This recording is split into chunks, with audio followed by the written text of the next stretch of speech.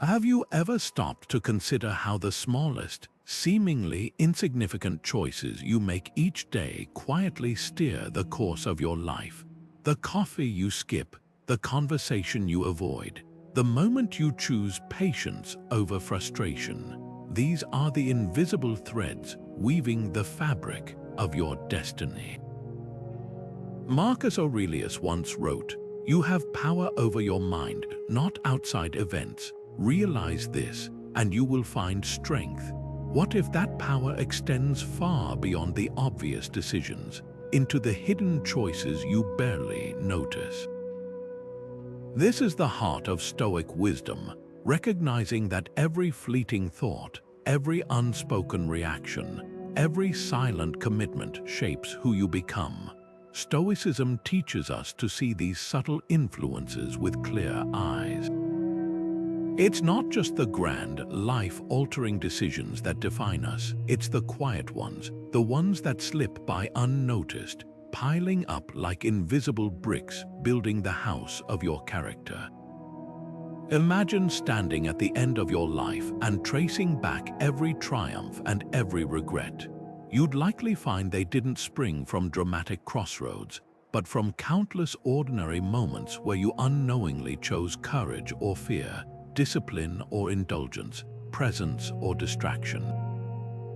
That's the paradox. The choices that feel too small to matter are often the ones that matter most. Today, we're uncovering 22 of these hidden forks in the road, the ones Stoics have studied for centuries. These are the decisions that don't announce themselves, yet quietly determine whether you live with purpose or drift on autopilot. Some are so woven into daily life you've stopped seeing them as choices at all. Others live in the shadows of your habits, disguised as reflexes or routines. But here's the good news: once you bring them into the light, they become opportunities. This video isn't just about awareness, it's about reclaiming agency over the subtle currents that carry you forward. By the end, you'll see your ordinary moments with new clarity and discover how Stoicism turns quiet choices into quiet power. Think about the last time you sat down to work or spend time with someone you care about. How many minutes passed before your phone buzzed, pulling your focus away? That moment, the choice to look or not to look, is where Stoic philosophy begins its quiet work. Epictetus put it bluntly: the more we value things outside our control, the less control we have. Your attention isn't just a resource, it's the very ground where your character grows. Every glance at a notification, every hour lost to mindless scrolling, every decision to dwell on a trivial annoyance, these aren't just habits. They're votes for the kind of person you're becoming. Consider this: two people experience the same rainy afternoon. One fixates on cancelled plans, sighing at the injustice of bad weather. The other notices the rhythm of droplets on the window, picks up a book they've meant to read, or finds stillness in the gray light. The event is identical, but the focus, the hidden choice, creates entirely different realities. Stoics call this the discipline of assent, the practice of consciously choosing where to direct your mind. It's not about ignoring life's irritations. It's about refusing to let them occupy more mental space than they deserve. Practical wisdom: start small. Keep a journal for just 3 days, noting every time your attention drifts toward what's unproductive or beyond your control.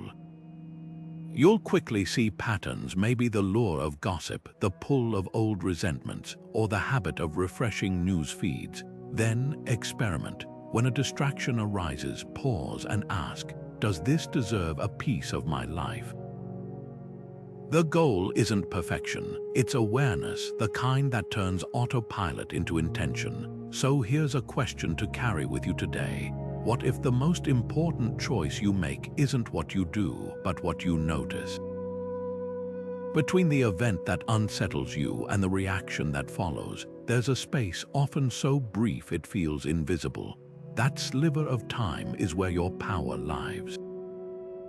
Seneca put it perfectly: We suffer more often in imagination than in reality. What he meant was this: the sting of an insult, the heat of frustration, the weight of inconvenience, they're not in the event itself, but in how you cross that tiny gap between what happens and how you respond. Think of the last time someone cut you off in traffic. The honk, the clenched jaw, the muttered words, those weren't inevitable. They were choices made so quickly they felt automatic.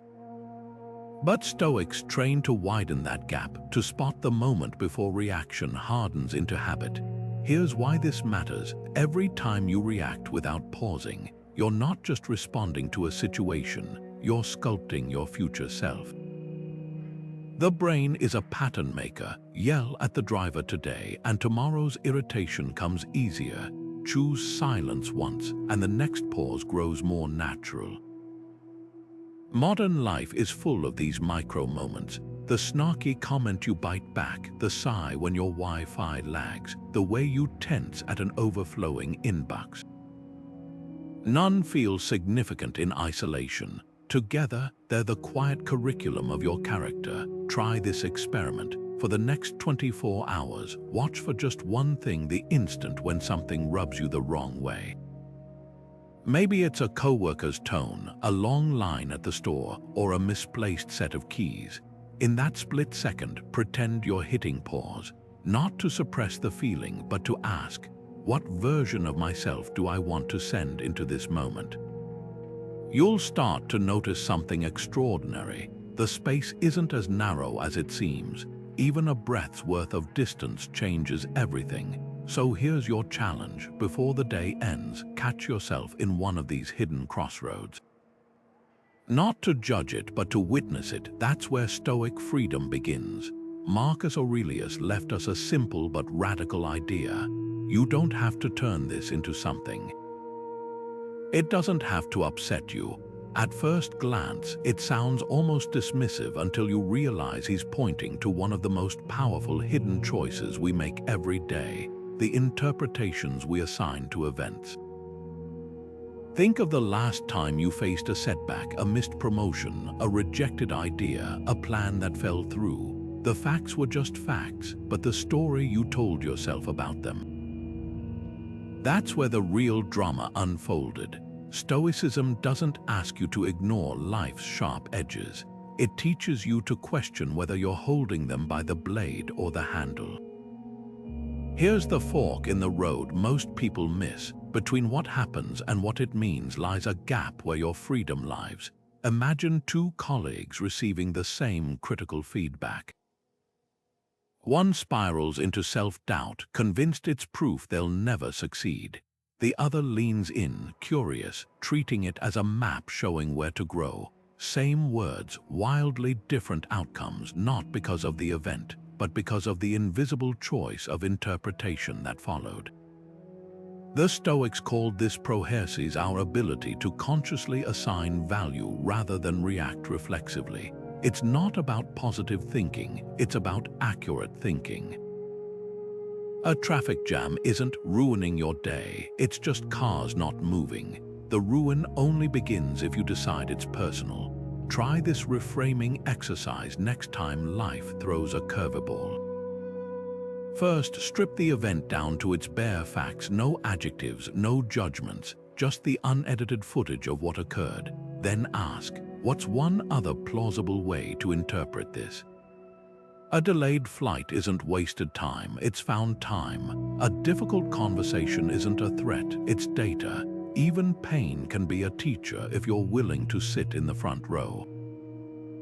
The goal isn't to sugarcoat reality, but to recognize how often we add the sugar or the poison ourselves. So here's your challenge. Pick one situation this week where your first interpretation left you frustrated or discouraged. Rewrite the script not as a forced pep talk, but as if you were a neutral observer with no emotional stake in the outcome. You might discover something startling. The event didn't change, but your relationship to it did. That's the hidden power Stoics knew we all possess, the choice to decide what things mean before they decide how we feel. What does it mean to truly value something? Not in the abstract, not as a nice idea, but in the concrete choices of your daily life. Epictetus cuts to the heart of it. Wealth consists not in having great possessions, but in having few wants. Here's the hidden choice most overlook. Every time you say yes to one thing, you're silently saying no to countless others. Your calendar, your bank statements, the conversations you linger in, these aren't just records of what you've done. They're mirrors reflecting what you actually hold dear, regardless of what you claim to believe. Take fame versus virtue. The Stoics weren't against success or recognition. They simply saw them as indifferent, neither good nor bad in themselves. What mattered was whether you pursued them at the expense of your integrity. Consider Cato the Younger, who stood alone in the Roman Senate against Julius Caesar's power grab. When bribes failed, Caesar resorted to threats. Cato's response, "I would rather stand with honor than kneel for power." That moment wasn't an isolated act of bravery. It was the culmination of countless unseen choices to value principle over convenience long before history took notice. Here's the uncomfortable truth: we all have Catos and Caesars inside us. One whispers to compromise just this once for a promotion, a relationship, or social approval. The other reminds you that cutting corners to win means carrying the scissors forever. The difference lies in those quiet moments when no one's watching, when you choose between scrolling another hour or working on a skill, between gossiping or lifting someone up, between complaining or solving the problem. Try this today. Write down 3 values you believe define you. Then, open your phone's screen time report or last week's calendar. Do the hours align with the ideals? If family tops your list but date nights keep getting postponed for overtime, that's data. If health matters but the gym bag gathers dust, there's your hidden choice point. The Stoic ask isn't for perfection, it's for honesty, because when actions and values clash, it's not the values that change, it's you. Seneca once wrote that the majority of people squander their lives preparing to live, always chasing some distant future where happiness might finally begin. But here's the hidden choice we rarely see. Every minute spent rehearsing tragedy or clinging to past mistakes is a minute stolen from the only time that truly exists now. The Stoics didn't just preach presence, they built their entire philosophy on it.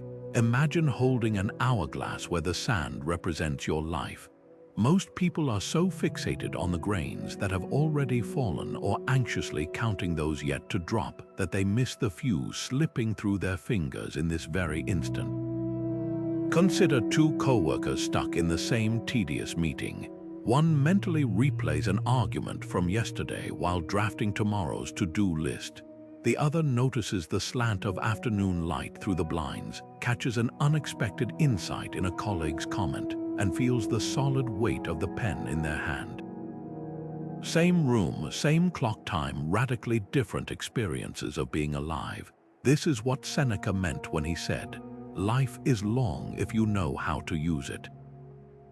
Not because it magically expands, but because presence multiplies its texture. Regret and anxiety don't just distract, they shrink existence itself. Here's the practical twist: presence isn't passive. It's an active choice to anchor yourself where your feet are. The Stoics trained this through simple but profound exercises. Try this tonight. Set aside just 5 minutes. Sit with a cup of tea and do nothing else. Not meditating, not planning, just drinking tea. When your mind inevitably wanders to yesterday's embarrassment or tomorrow's deadline, gently guide it back to the warmth in your hands, the flavor on your tongue. That simple act is Stoicism in motion, recognizing that attention is the leash that pulls you out of mental time travel and back to reality. Now for the audit. Grab a notebook and divide yesterday into 3 categories. Time spent fully engaged, flow states, deep conversations. Time lost to rumination or worry, and time numbed by distraction. No judgment, just observation. you'll likely find a startling gap between how you think you spend your days and how they actually unfold. That gap, that's where your hidden power lies. Because here's the secret the Stoics knew. You can't add more years to your life, but you can pour more life into your years by choosing moment by moment where to place your awareness. So let me ask you this, when did you last feel time dissolve because you were so immersed in what was happening that past and future ceased to exist? Maybe it was a child's laughter, a project that consumed you, or even a quiet walk where every step felt vivid. That wasn't just a good moment, it was a glimpse of how the Stoics measured true wealth. Not in days lived, but in days fully inhabited. The next time you catch yourself mentally time traveling into regret or anxiety, pause, feel the weight of your body in the chair. Hear the ambient sounds around you. This isn't mindfulness, it's reclaiming what was always yours, the irreducible now. Words don't just describe reality, they create it. Marcus Aurelius reminded himself daily, speak both in the voice of a scholar and the warmth of a friend, because he understood language as a sculptor understands clay. Every complaint, every harsh judgment, every dramatic label you use isn't just an expression of how you feel, it's a chisel shaping your perception of the world. Think of the last time you called a rainy day miserable or a busy schedule chaotic. Those aren't neutral observations, they're valued judgments that color your experience before the event even unfolds. The Stoics saw this clearly. Your vocabulary isn't just communication, it's programming. Take complaining. When you vocalize frustration about traffic, you're not just venting, you're reinforcing neural pathways that amplify distress. Modern research backs this up. The brain's reticular activating system prioritizes what you verbally highlight. Call your job a grind, and your mind will scour the day for proof. But here's the hidden choice. You could describe the same job as a challenge or a craft to hone. The facts don't change, the emotional architecture does. Seneca observed slaves who endured tyranny with more peace than their masters enjoyed in palaces. Their secret, they mastered the alchemy of language, turning I have to into I choose to, even in chains. Try this experiment for one day. Swap loaded language for neutral observation. Instead of this meeting is pointless, try this meeting isn't yielding decisions. Instead of he's so lazy, say he missed 2 deadlines. Notice what happens when you strip away the emotional charge. You're not lying to yourself, you're seeing clearly. The Stoic aim was apatheia, not apathy, but freedom from destructive passions, and it starts with refusing to let overheated words hijack your equilibrium. Now the deeper layer, language doesn't just reflect your state of mind, it directs it.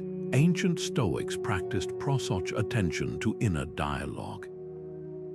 Epictetus trained his students to spot reflexive phrases like, I'm ruined, after minor setbacks. His remedy, add 3 words, in my opinion.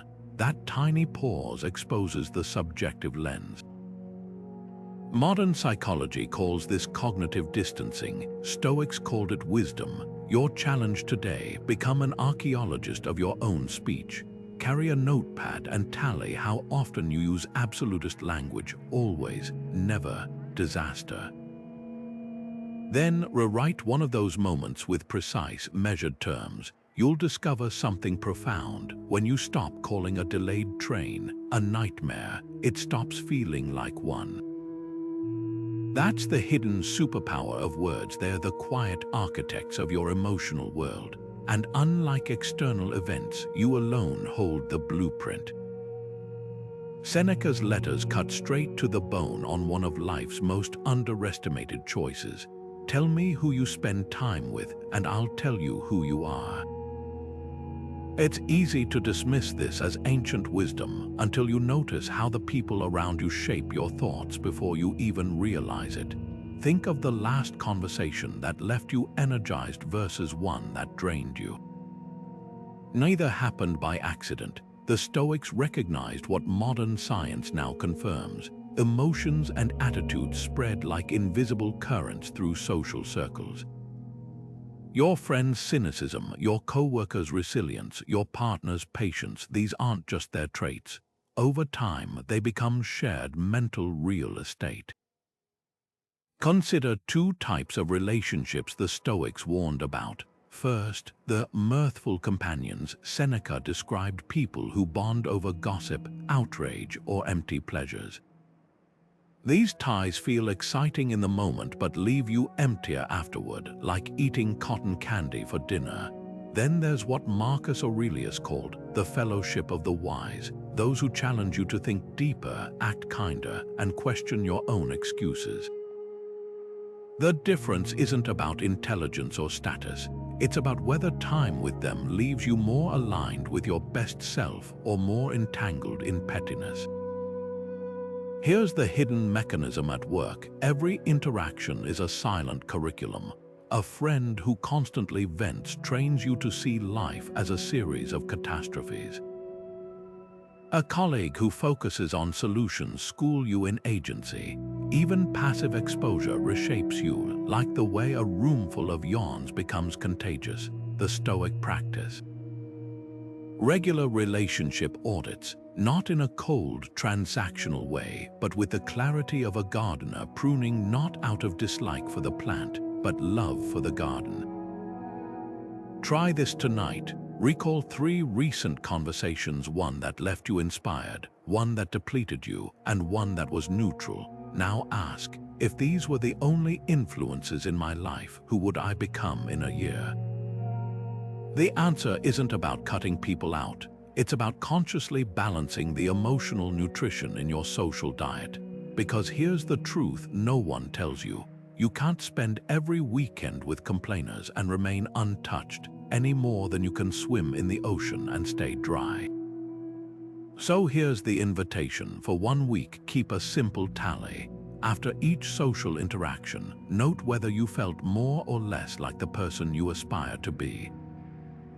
No names, no judgment, just data. You might discover that some close ties are actually emotional fast food, while a brief exchange with the barista who remembers your order fuels you for hours. That's the Stoic secret. Companionship isn't measured in years or frequency, but in the quiet way it bends your character toward light or shadow, who makes you braver simply by how they live. That's the question worth carrying into every encounter. Musonius Rufus, the Stoic teacher who lived like a philosopher but dressed like a laborer, had a radical idea for his time. We should choose food not for pleasure but for nourishment, and clothing not for appearance but for utility. Strip away the ancient context, and you'll find a startlingly modern truth. What we consume doesn't just feed our bodies or fill our time. It shapes our capacity to think clearly, act virtuously, and face life's challenges with resilience. Imagine your mind as a garden. Every scroll through sensational headlines, every hour binging empty entertainment, every passive absorption of outrage is like planting weeds. They might seem harmless in the moment, but left unchecked, they'll choke out the flowers of focus, peace, and purposeful thought. The Stoics didn't have social media algorithms, but they understood the deeper principle: inputs become outcomes. Compare junk food and junk news. Both are engineered for addiction, hyperpalatable, nutrient-void, and leaving you hungrier than before. A bag of chips tricks your brain with salt and fat spikes. A doom-scrolling session hijacks your attention with cortisol hits. The immediate rush masks the long-term cost. Seneca warned about this in his letters. The body must be given more than its bare necessities if it's to be a fit servant for the spirit. He wasn't advocating indulgence. He was highlighting that what we feed ourselves, physically and mentally, determines whether we're building a temple or a landfill. Here's the hidden choice point: autopilot consumption versus intentional curation. Most people treat their media diet like a buffet, grabbing whatever's closest, fastest, shiniest.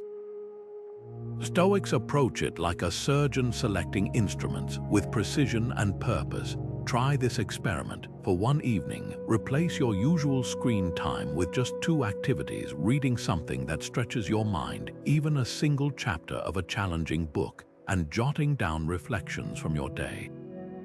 The difference won't just be how you spent those hours. It's how you'll wake up the next morning less frazzled, more centered, as if you've given your brain a deep tissue massage instead of filling it with static.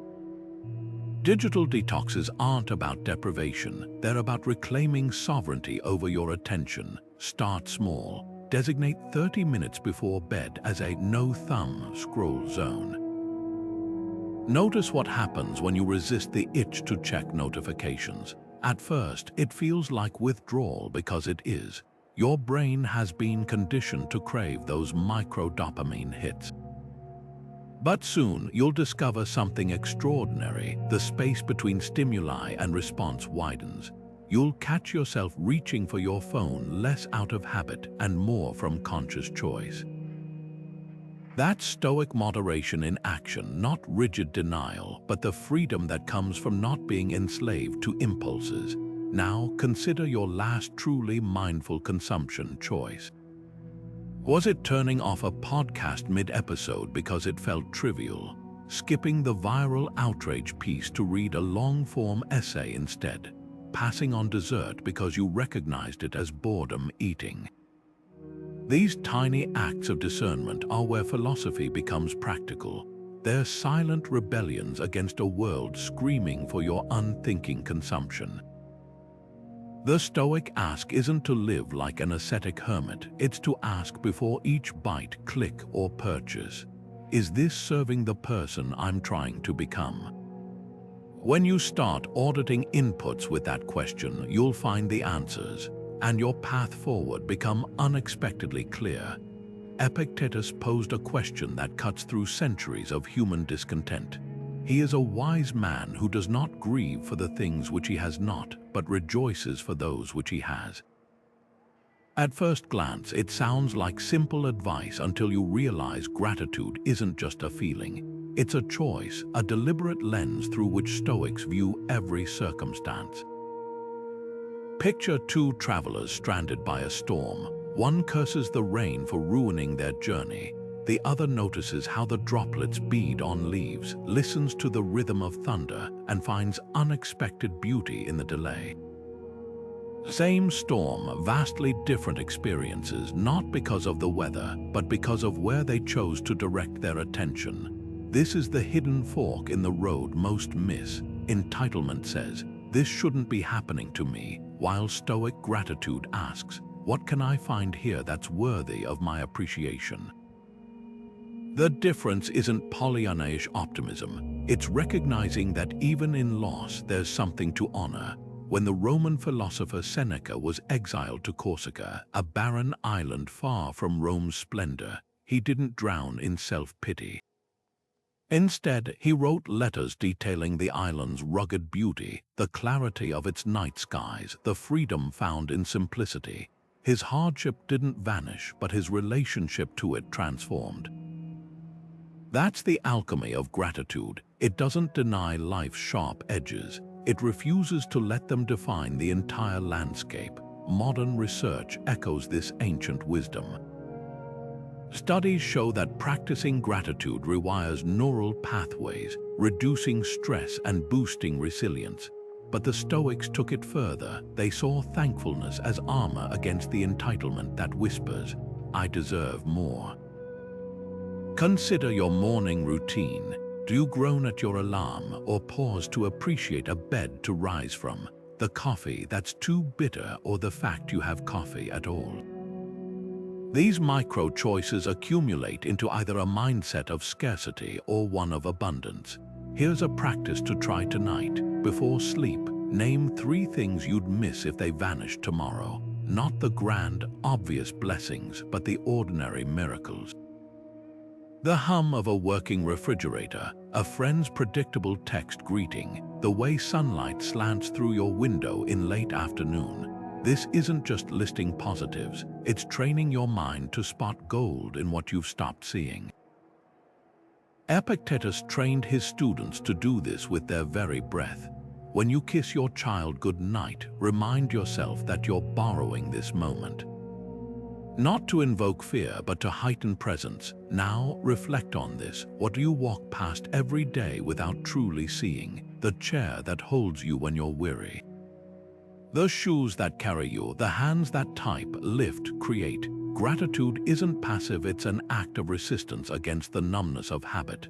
The Stoics knew a secret. You don't need more to be thankful. You need to notice what's already there.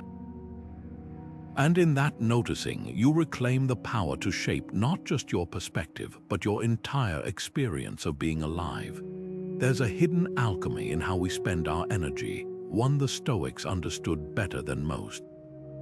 Marcus Aurelius put it plainly, the obstacle is the way, not around, not despite, but through. When life hands you a boulder, you have two choices: resent it as a barrier or recognize it as raw material for strength.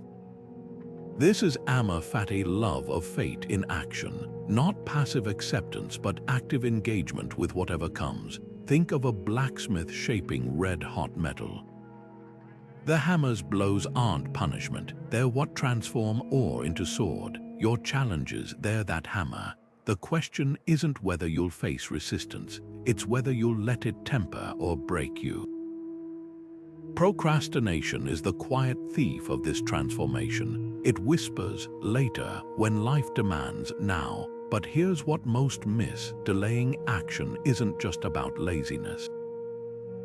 It's often a misdirection of energy, pouring hours into rearranging your to-do list instead of tackling the one task that matters, or polishing unimportant details to avoid the discomfort of real progress.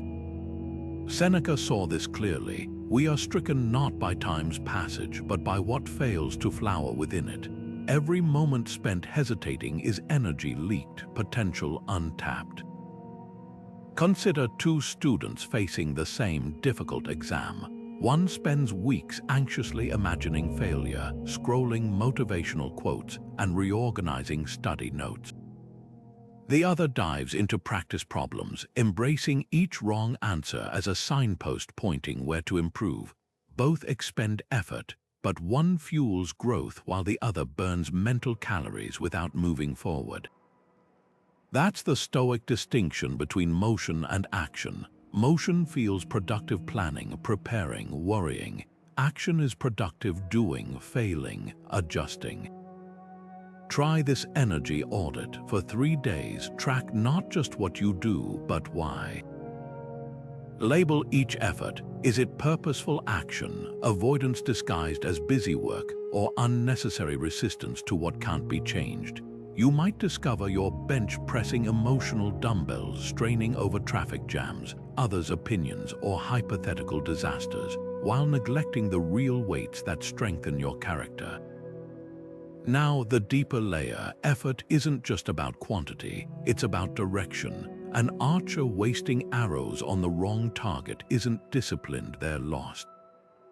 Where are you pouring energy into outcomes you can't control, like others' approval or perfect conditions? The Stoics would ask, does this effort align with what's truly yours to shape?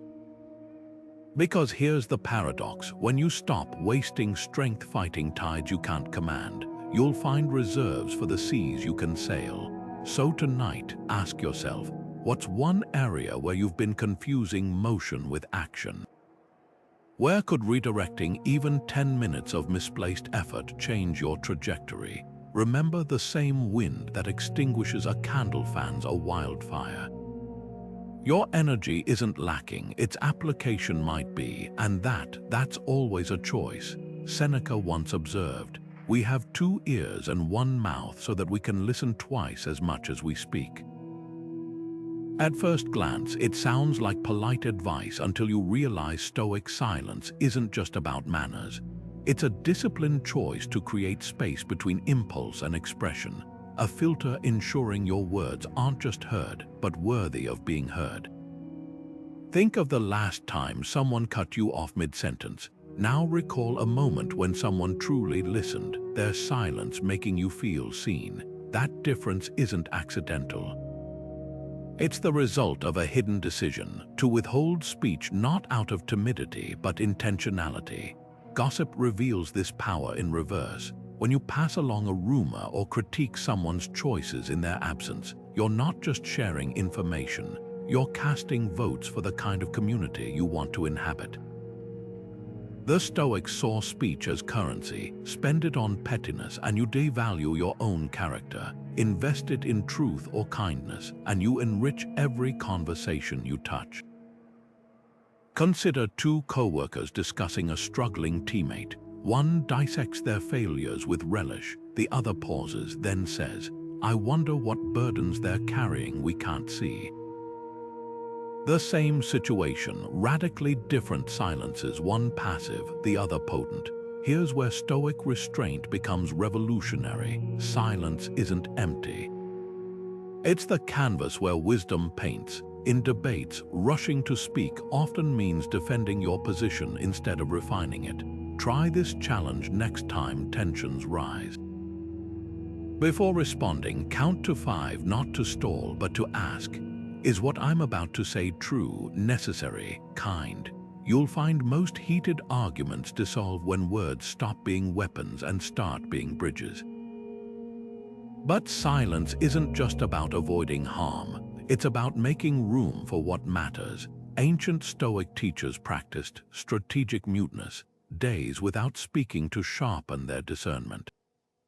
You needn't go that far to taste its power. Start with one conversation today where you listen not to reply, but to understand.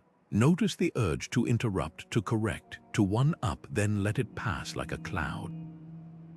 What remains isn't just quiet, it's presence. Now reflect, when has staying silent served you most? Maybe it was biting back a sharp retort that would have fractured a relationship, or refusing to add fuel to office drama. Those weren't missed opportunities, they were choices to protect your peace and honor others' dignity. Because here's the secret Stoics knew: speech reveals your mind, but silence reveals your mastery over it. The next time you're tempted to fill the air with noise, ask, what could grow here if I let the ground lie fallow? Sometimes the most powerful thing you can say is nothing at all. Epictetus drew a line in the sand that still divides wisdom from suffering today. Some things are within our power while others are not. That simple distinction holds the key to one of life's most liberating hidden choices: the decision to hold outcomes lightly while gripping effort firmly.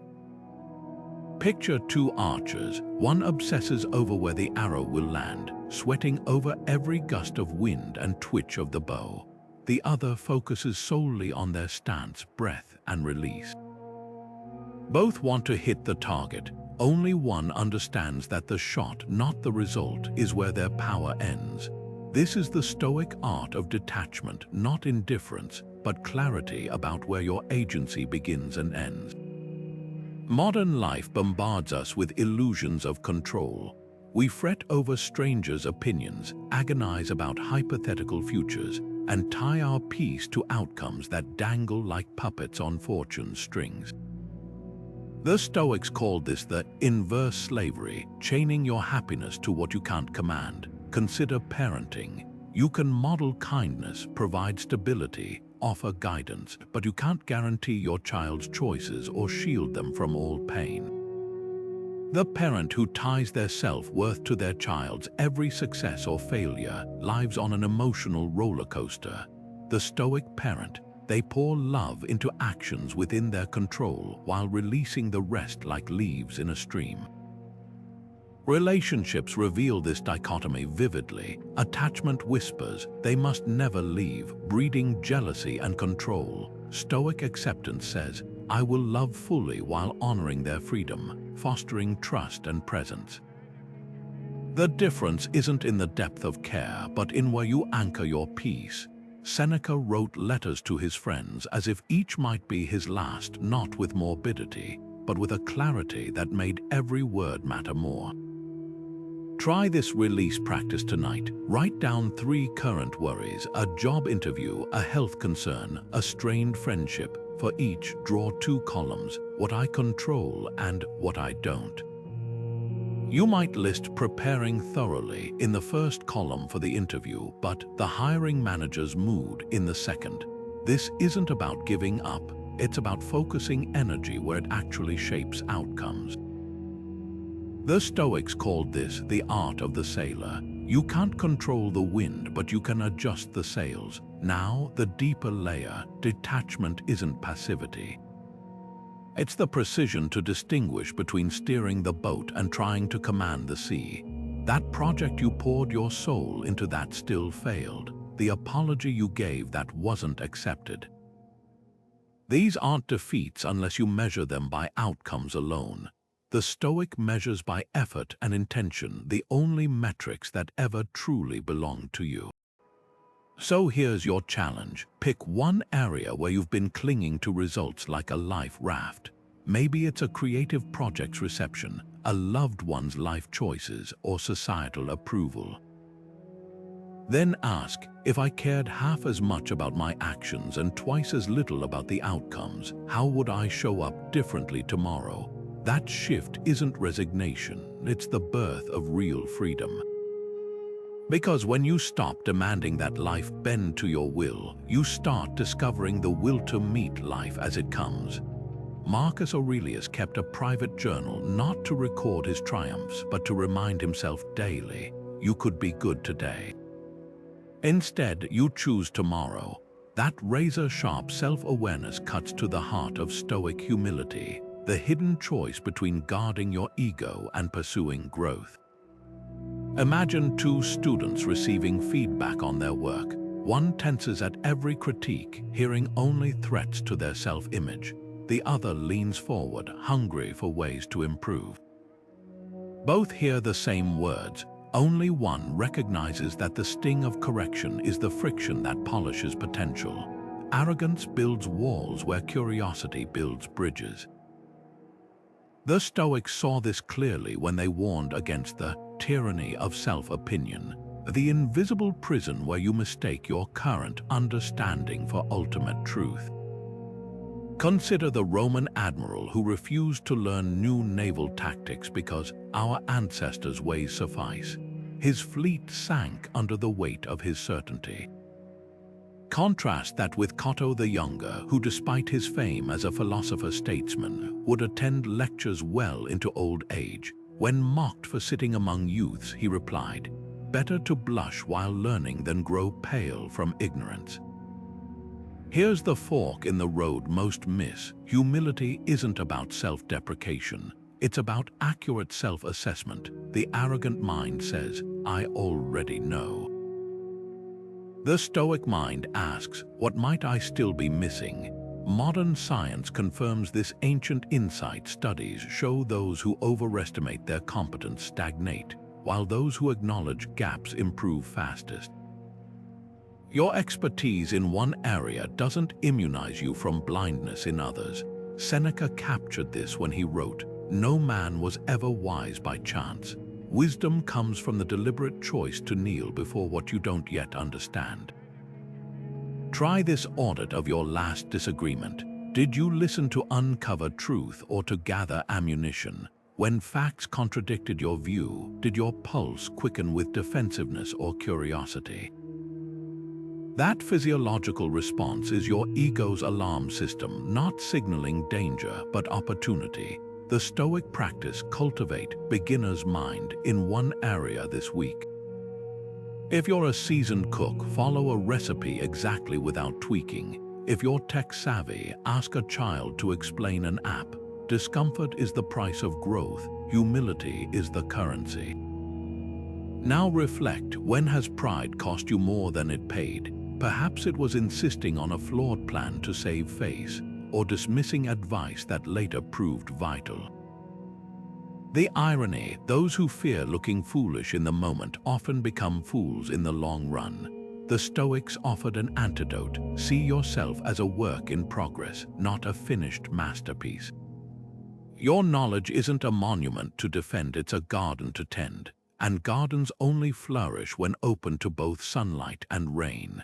Every sunrise offers the same silent invitation. Will you meet the day with intention or surrender to the undertow of habit? Seneca observed, "No one loses a day who wakes knowing its purpose." That crisp morning clarity didn't come by accident. It was carved through rituals as deliberate as a sculptor's chisel. The Stoics didn't just have routines, they engineered them like architects building cathedrals of character, one stone at a time. Your daily habits aren't just what you do, they're rehearsals for who you're becoming. Consider two ways to start a day. One person stumbles from bed to screen, absorbing the world's chaos before their feet touch the floor. Another rises early to face the dawn, writing in a journal, stretching their body, or simply sitting with the quiet. The difference isn't time or talent, it's the hidden choice to design the first hour rather than inherit it. Marcus Aurelius began his mornings by reminding himself of human frailty and cosmic vastness, not to depress himself, but to calibrate his perspective before the world's noise could distort it. That's the power of ritual. It's not about rigid discipline. It's about creating space for your best self to show up before life starts making demands. But here's where most people misunderstand Stoic routines. They weren't about stacking productivity hacks or chasing optimization. The evening examen, a practice of reviewing the day's successes and missteps, wasn't a performance review. It was a gentle but honest conversation with one's soul. Picture Seneca lighting an oil lamp as dusk fell, asking himself two questions. What weakness did I overcome today? And where did I fall short of my principles? No self-flagellation, just clear-eyed accounting. The goal wasn't perfection but awareness, the kind that turns random days into a coherent life. Modern neuroscience confirms what these ancients intuited. Habits are the brain's energy-saving devices. The less you deliberate over routine actions, the more mental reserves you have for what matters. But here's the catch: when left unchecked, autopilot drifts toward the path of least resistance. That's why the Stoics didn't leave their habits to chance. They engineered them like defensive walls against distraction. Epictetus trained his students to start small, making their bed with care, eating without rushing, pausing before speaking. These weren't trivial exercises, they were rehearsals for integrity in larger moments. Try this micro shift tonight. Before sleep, ask one question. What's one small choice I made today that aligned with my values? Maybe it was choosing patience in traffic, or turning down gossip, or resisting an unnecessary purchase. The content doesn't matter, the act of noticing does. Over time, this practice does something extraordinary. It shines a light on the invisible curriculum of your daily life, revealing how ordinary moments quietly shape extraordinary character. Now here's the deeper layer. Routines aren't just personal, they're philosophical statements. Your morning scroll through newsfeeds whispers, "I consent to let the world set my priorities."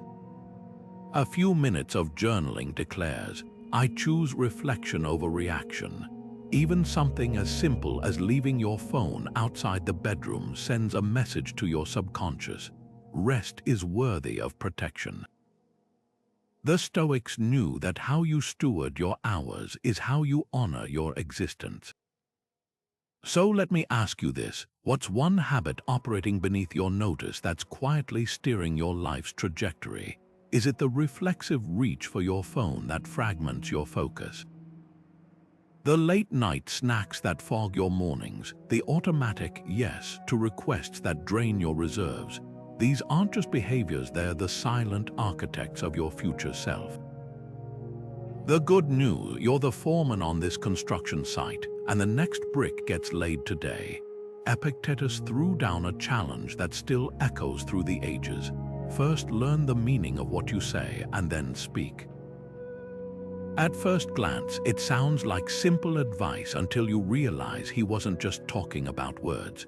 He was pointing to one of our most invisible choices, whether we meet the world with curiosity or with the armor of assumptions. Picture two travelers approaching a locked gate. One rattles the handle in frustration, convinced it's permanently sealed. The other notices the key hanging nearby, the one that was there all along. The difference between them isn't knowledge, it's the willingness to question their first impression. Stoic inquiry begins with a radical premise. Every belief is a hypothesis until tested. When someone insults you, the sting doesn't come from their words but from your silent agreement with them. That's what Epictetus meant when he said, "It's not events that disturb people, but their judgments about events." Your coworker's curt email isn't inherently hostile, it's your assumption that makes it so. The weather isn't ruining your day, that's a story you're telling yourself. The Stoics didn't avoid strong opinions, they just refused to mistake them for facts. Modern psychology confirms this ancient insight. We all operate with cognitive shortcuts, mental models that help us navigate complexity. The problem arises when these models harden into dogma, when we stop asking, "Could I be wrong?" Consider two managers reviewing an employee's mistake. One sees carelessness and imposes stricter rules. The other asks, "What systems failed this person?" Both witness the same event. One sees a problem to punish, the other, a puzzle to solve. That's the fork in the road. Assumption closes doors where curiosity opens windows. Here's how to cultivate Stoic questioning. Keep a question journal for 1 week, not to find answers, but to spotlight unchallenged beliefs.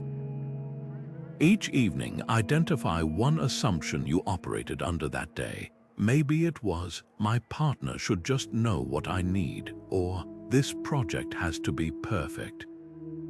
Then interrogate it like a philosopher. What evidence supports this? What contradicts it? What's the cost of holding it? You'll discover most of your frustrations aren't planted in reality, but in the fertile soil of untested expectations.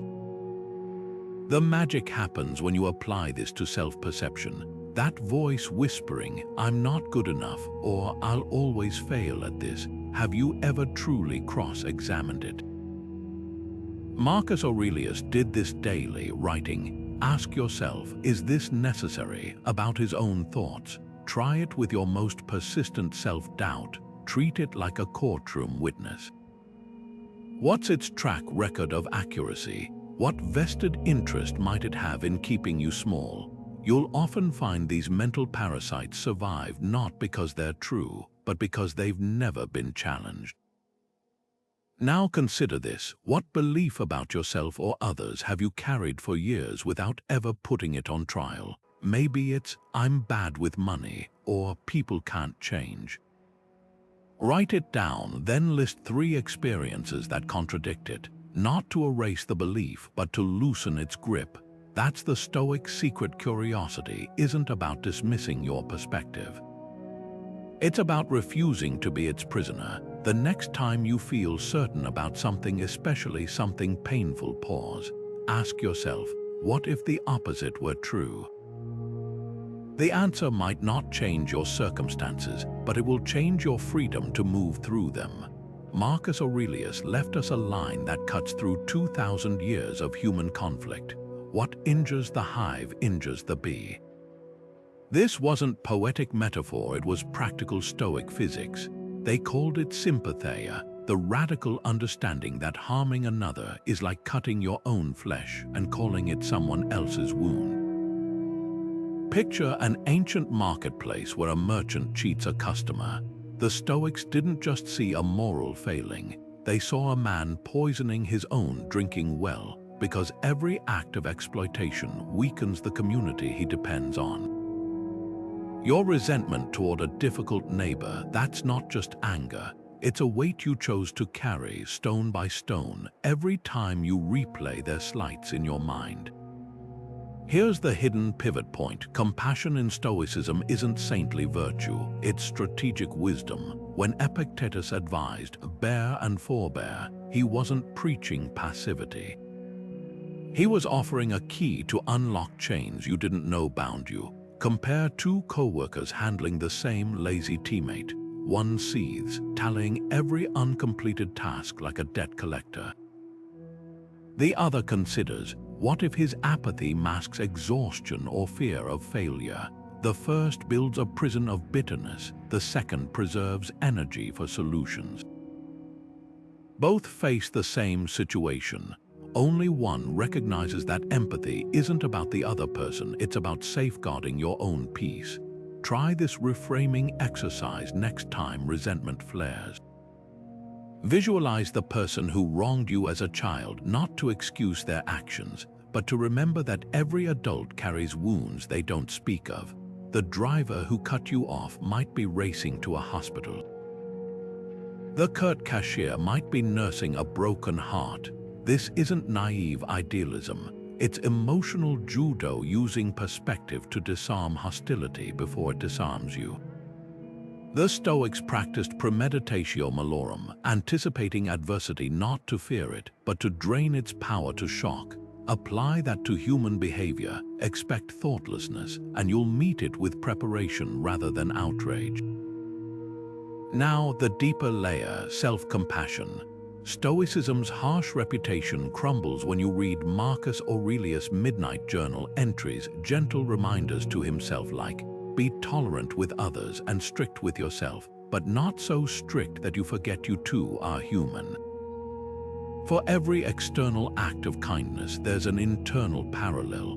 Beat yourself up over a mistake, and you've just replicated the harm you'd condemn in others. The same mind that mercilessly replays your failures is the one that will later rehearse others' faults. Break one cycle and the other weakens. Tonight, recall one kindness you withheld, not a grand gesture, but a moment when patience or understanding was possible yet passed over. Maybe it was snapping at a child's interruption instead of seeing their need for connection, or dismissing a stranger's awkward comment rather than hearing the loneliness beneath it. Don't judge the past. Use it as a mirror showing where compassion could have lightened two loads, theirs and yours. Because here's what the Stoics knew. Every act of understanding is a deposit in a bank account you'll one day need to withdraw from. The world will tire you, people will disappoint you, and on that day, the reserves of goodwill you've built for others and yourself will be the difference between collapse and resilience. That's not philosophy, that's survival. Seneca, the philosopher who faced exile, chronic illness, and eventual execution by his own student, left us an unexpected weapon against life's heaviness, laughter. Not as escape, but as defiance. Writing to a grieving friend, he didn't offer solemn platitudes, he told jokes. We suffer more in imagination than in reality, he quipped, and yet we keep renewing the subscription. This wasn't callousness, it was alchemy transforming leaden moments into gold through the crucible of humor. The Stoics understood something modern resilience research now confirms. Levity isn't the opposite of seriousness, it's its secret ally. Consider two soldiers in the same war. One drowns in the horror, his spirit crushed by relentless gravity. The other finds absurdity in the mud, shares dark jokes about rations, mimics their commanding officer's tics to relieve tension. Both experience the same carnage. Only one discovers that laughter, even when it's brittle, creates pockets of oxygen in suffocating circumstances. The Stoics called this eutrapelia, the art of turning gracefully between gravity and grace.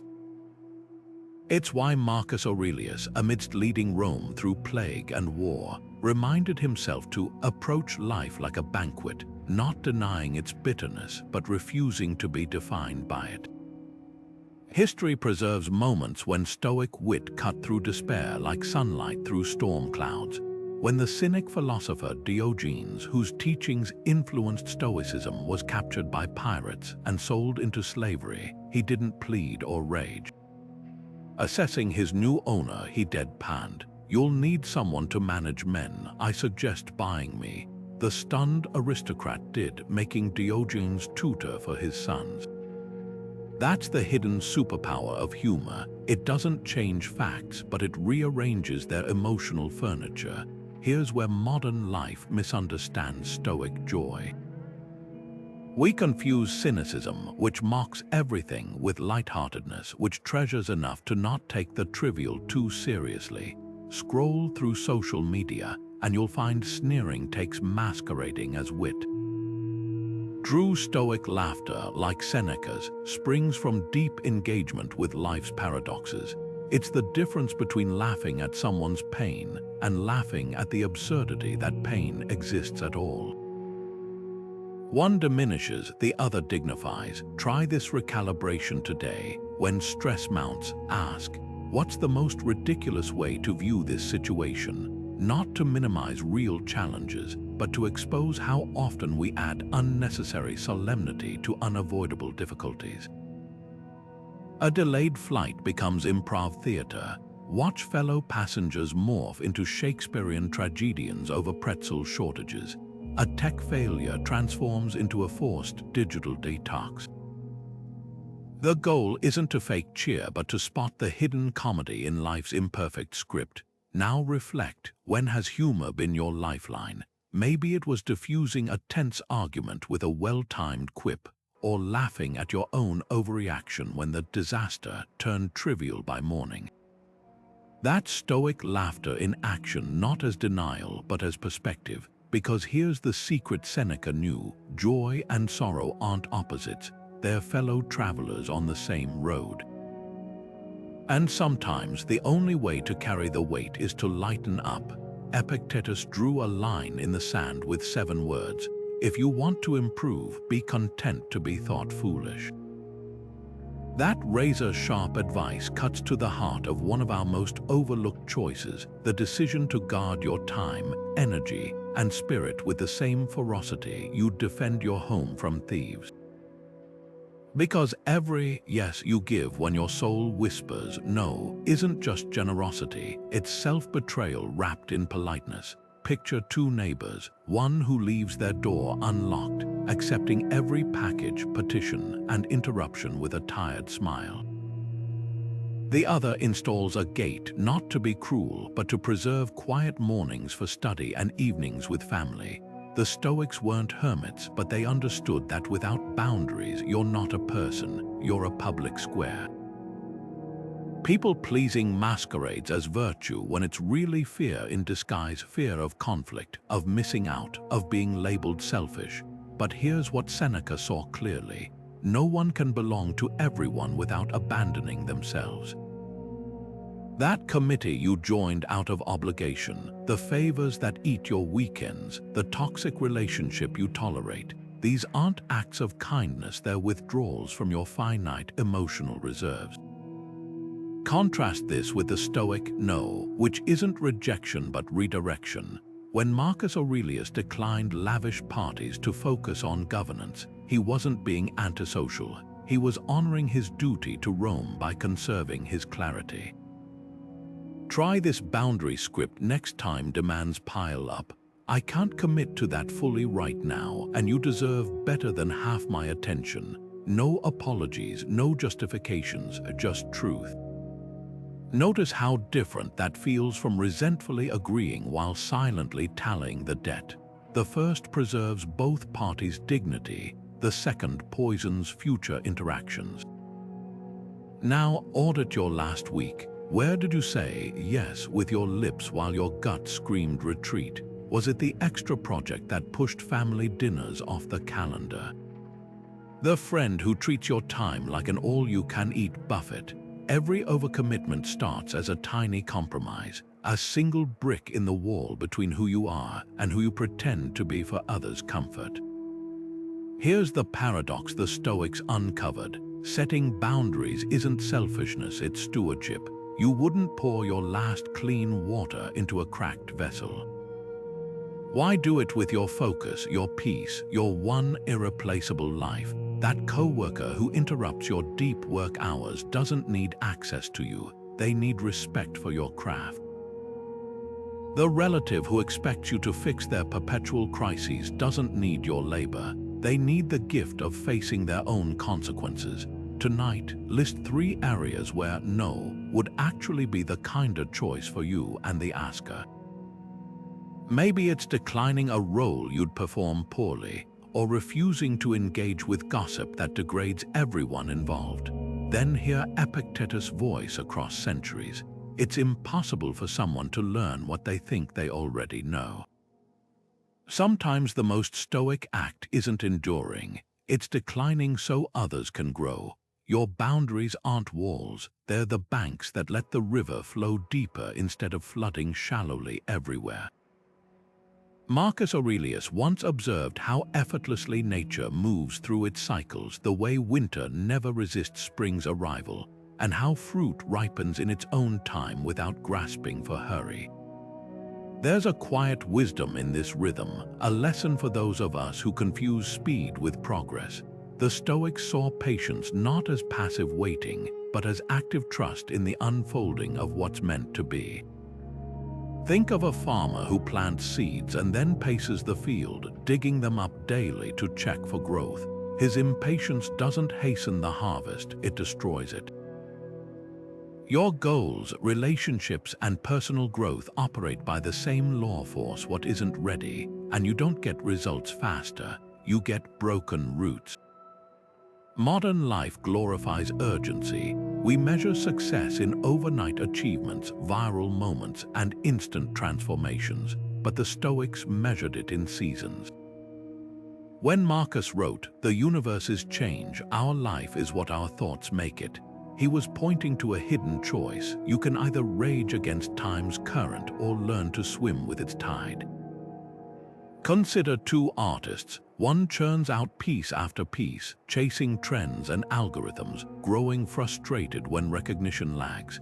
The other dedicates years to mastering brushstrokes, studying light, and refining their voice, knowing that depth, not speed, is what makes work endure. Both want the same thing, only one understands that patience isn't the absence of action, it's action of a different kind. Haste often masks fear, the fear that if we don't rush, we'll be left behind. But nature never hurries, yet everything is accomplished. A bamboo plant spends years growing its roots underground before shooting up several feet in weeks.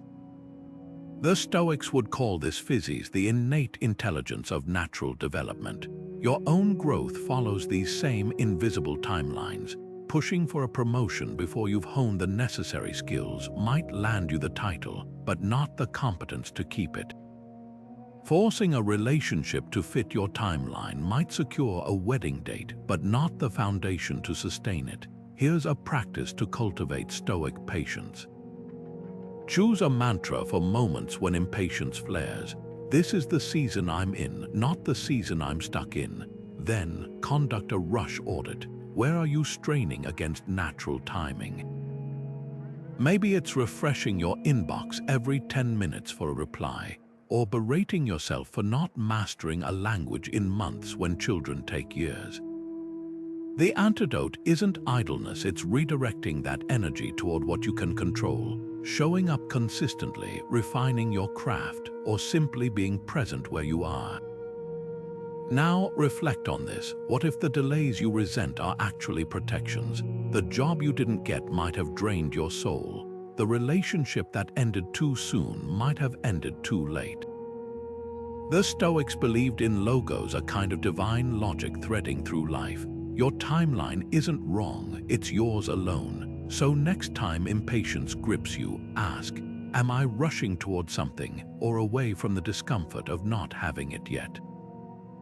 The answer might reveal more about your fears than your desires, and in that space between question and answer, you'll find the patience you didn't know you already had.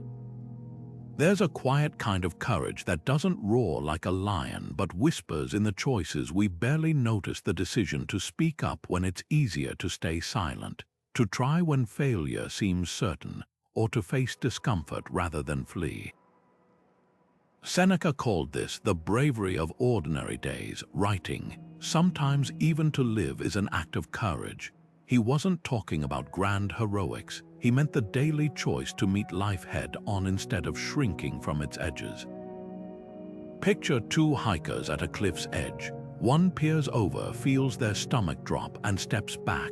The other leans in, not because they're fearless, but because they've learned that vertigo passes, and the view is always widest where the ground feels least steady.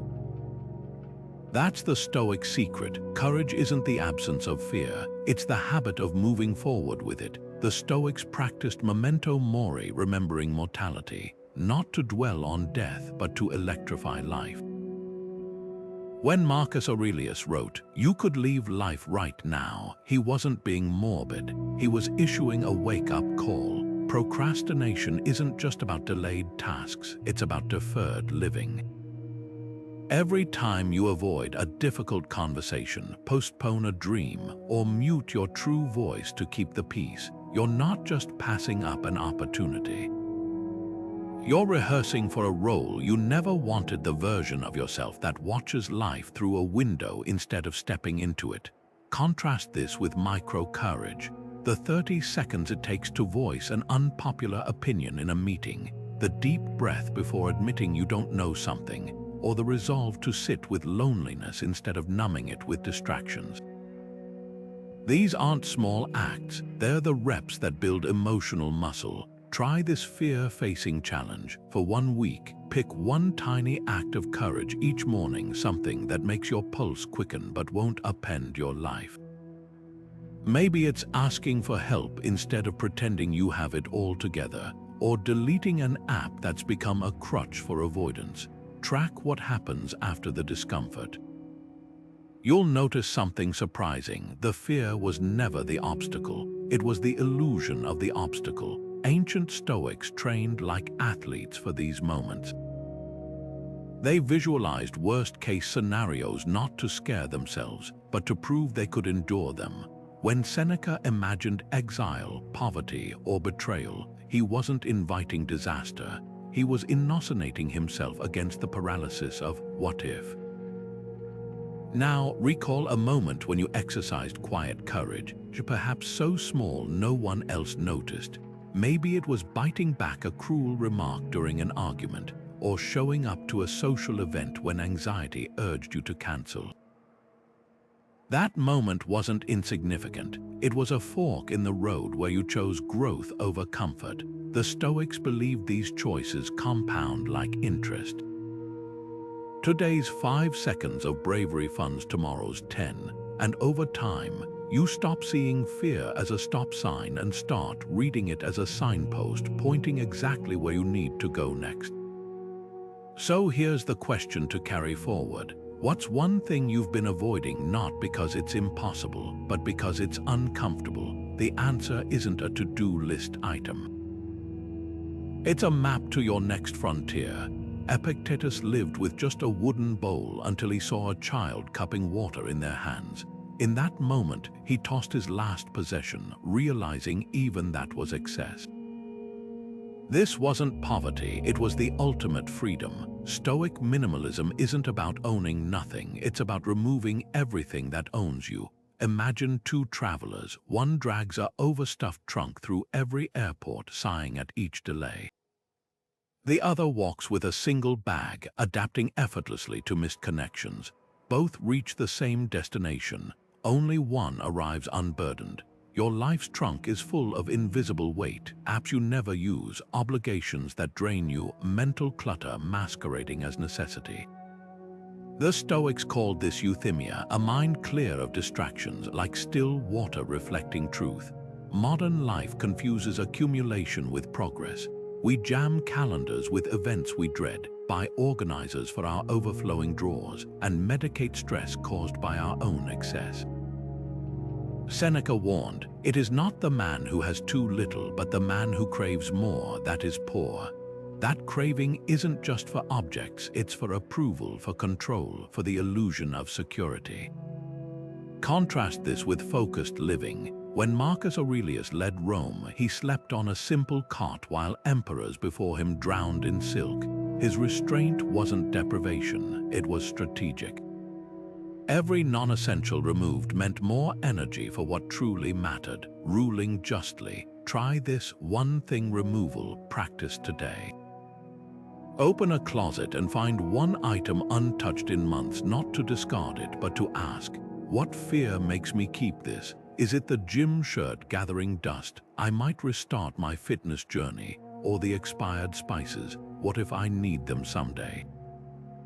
These aren't just objects, they're placeholders for maybe lives you're not living. Now apply this beyond possessions. What single commitment, app, or relationship no longer serves your growth? The Stoic razor is simple. If it doesn't help you live virtuously or think clearly, it's blocking the path. But here's the deeper layer. Simplicity isn't subtraction. It's making room for what deserves to expand. Ancient Stoics traveled light not to reject the world's beauty, but to better savor it, like removing clouds to see the stars. Your clutter isn't neutral. That stack of unread books whispers you should be smarter. The crowded calendar shouts you're falling behind.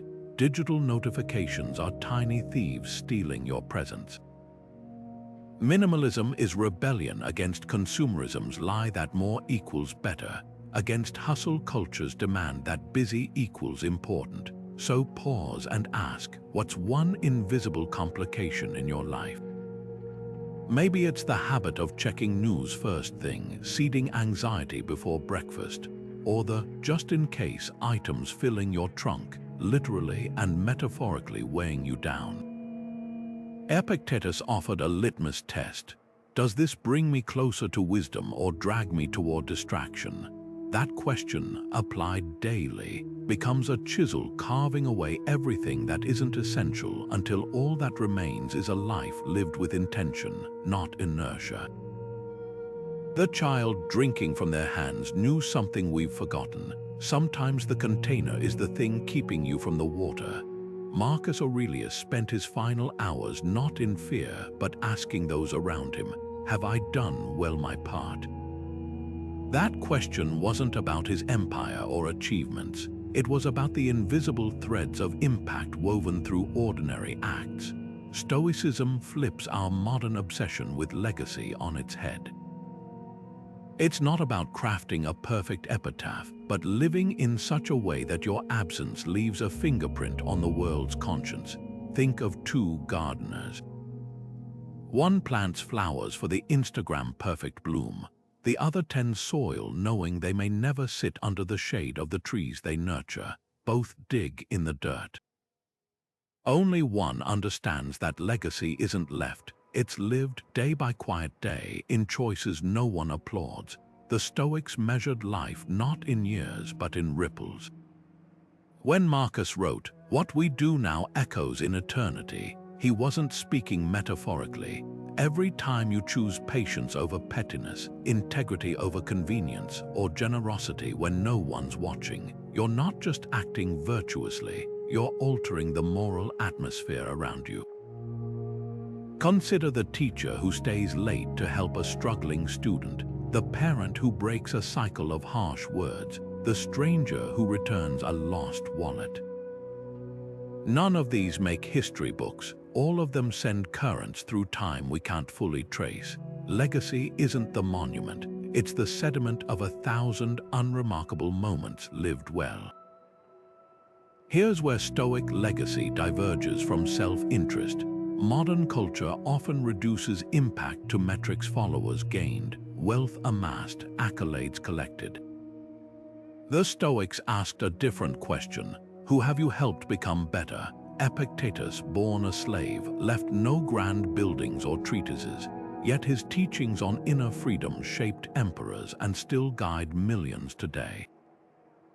His legacy wasn't in what he built, but in how he equipped others to build themselves. That's the paradox. The less you chase lasting significance, the more likely you are to leave it. Try this reflection tonight. Light a candle and ask two questions. What do I want my great-grandchildren to say about me? And what would they say if they saw my actions this week? The gap between those answers isn't guilt, it's a compass. Then go deeper. Write a letter from your future self to your present self, detailing not what you accumulated, but what you contributed. The ink stains might fade, but the choices they describe compound. Now consider this: when your name is spoken for the last time, what residue will remain? Not in stone or archives, but in the way a coworker still pauses before gossiping because of your example, or how a child carries your kindness into their parenting. Stoic legacy whispers through lived virtue long after words are forgotten. So here's your final choice in these hidden crossroads. Will you measure your life in footprints left behind, or in the strength of shoulders you've helped others stand upon? The answer isn't written in the future. It's being written now in the quiet decisions only you will ever witness. These 22 hidden choices are like drops of water, individually small, but over time they carve canyons through the landscape of your life. The Stoics saw this with startling clarity. Destiny isn't written in grand, dramatic strokes, but in the quiet, daily decisions you barely notice. Each time you choose focus over distraction, courage over comfort, or compassion over criticism, you're not just acting, you're architecting the person you'll become. Think of it as compounding interest for the soul. A single moment of patience won't transform you, but 10,000 will forge unshakable resilience. One resisted complaint won't rewire your mind, but a year's worth will silence the voice of victimhood. That's the alchemy of awareness, turning fleeting choices into enduring character. Stoicism isn't about controlling every outcome. It's about mastering your relationship to the choices within your reach. Imagine holding a lantern in a dark forest. The light doesn't change the terrain, but it changes how you navigate it. These 22 decision points are that lantern, illuminating paths you've walked blindly for years. Seneca put it perfectly: every new beginning comes from some other beginning's end. Your life's direction shifts not in the rare, spotlighted moments, but in the shadows of ordinary Tuesday afternoons when no one's watching. Here's where philosophy becomes practical. Don't try to overhaul all 22 choices at once. That's like planting a forest in a day. It guarantees overwhelm. Instead, pick just one. Maybe it's noticing when your language dramatizes minor inconveniences, or catching the moment before irritation becomes a reaction. For the next week, treat that single choice like a scientist running an experiment. Observe when it arises, how you respond, and what shifts when you engage with intention. The goal isn't perfection, it's pattern recognition. As Seneca reminds us, no one is born wise, but we are all born with the capacity to become so. Your journey starts not with a grand proclamation, but with a whisper, the quiet decision to see your daily crossroads for what they truly are, the chisels sculpting your destiny. If these insights resonated with you, join our community of modern Stoics. Subscribe for more tools to navigate life's hidden choices with clarity and courage.